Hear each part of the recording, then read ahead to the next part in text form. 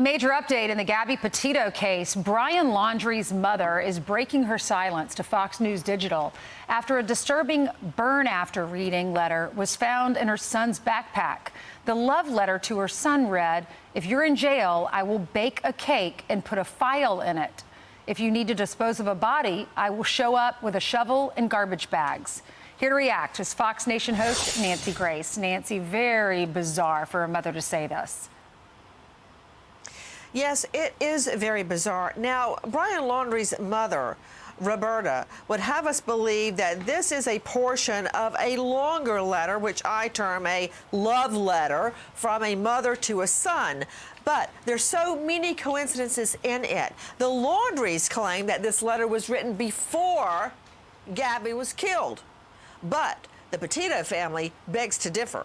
Now, there's a lot in there about what she would do for him, but I don't know a lot of mothers that talk about digging up and burying a dead body, or bringing a shovel or a plastic garbage bag, or putting a shiv, a knife, in a cake for the son when he's in jail. She goes on to paraphrase Romans 8:28 about how nothing can separate their love from each other, mother and son. Here's my problem. I'm fine with all that, bizarre as it may be. She goes on to write burn after reading, and she tries to explain that away by saying they had a writing book and it was called Burn After Writing, and this was a way to encourage self-expression. That falls really flat with me.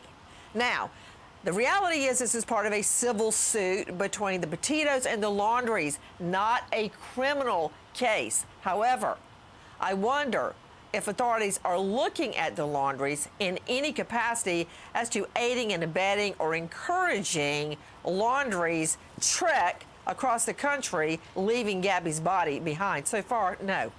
Yeah, this is a letter that she gave to Fox Digital. She said, or a statement, I should say. The letter to Brian was written prior to Gabby and Brian leaving my home for their trip. I simply wanted to convey to him how much he meant to me. But it's very bizarre. She said, "If you fly to the moon, I will be watching the skies for your re-entry. If you say you hate my guts, I'll get new guts." She goes on to, yeah. I mean, anyway. All right, let's talk about the Idaho murders. The suspect, Brian Kohberger's parents, are now called to testify before a grand jury in Pennsylvania because another woman, her body was found about 30 miles from where his parents live. What do you say about this? Well, this is what we know. We know the mother, Brian Kohberger's mother, has already testified in front of a secret grand jury. We know his father is set to testify today in an unrelated death of a 45-year-old woman, Dana Smithers. She was last seen around 11 p.m. on a Ring doorbell camera on May 28, 2022. Now remember, fast forward, November is when the Idaho slays happened. Now, this is in the family home area of Monroe, Pennsylvania. They live in the same area, the same county where this body was found. Now, Kohberger claims he has an alibi from May 28. I'm not sure that I buy that. Remember, Washington State University classes did not start until August, so this is May preceding August. His parents were there. Was he? Now, one last thing. A grand jury has two capacities, investigative and charging.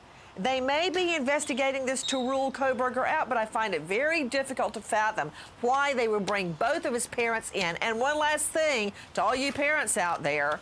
We learned this during the Monica Lewinsky case when her mother cried and snotted and sobbed when she had to testify at a grand jury. There is no parent-child privilege like attorney-client or priest-parishioner. So you have to testify against your child at grand jury. You have an amazing special on Fox Nation. It's Parallels of Evil, the Bundy and Idaho killings. You're comparing the chilling, eerie similarities of the two, both at college campuses. And I was amazed when I watched some of these interviews. It's always fascinating to hear from people who've survived this. And you talk, there were two ladies, two in the Cayo house down at Florida State in Tallahassee that survived.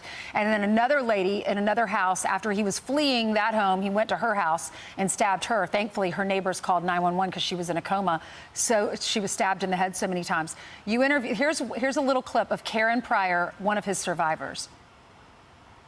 There have been a lot of mass murderers, but he seemed to almost pick a murder that mirrored one of Bundy's murders. Is that a coincidence? I don't know. And how do you believe they mirror each other? Because he broke into, as Bundy broke into the sorority house and went kind of systematically from person to person to kill him. The Kohberger killings brought back a lot of bad memories for them. So the interviews are wonderful, fascinating. Nancy, great job with that. You can watch the full special, Parallels of Evil, the Bundy and Idaho killings. It's available now on foxnation.com. Thank you, Nancy.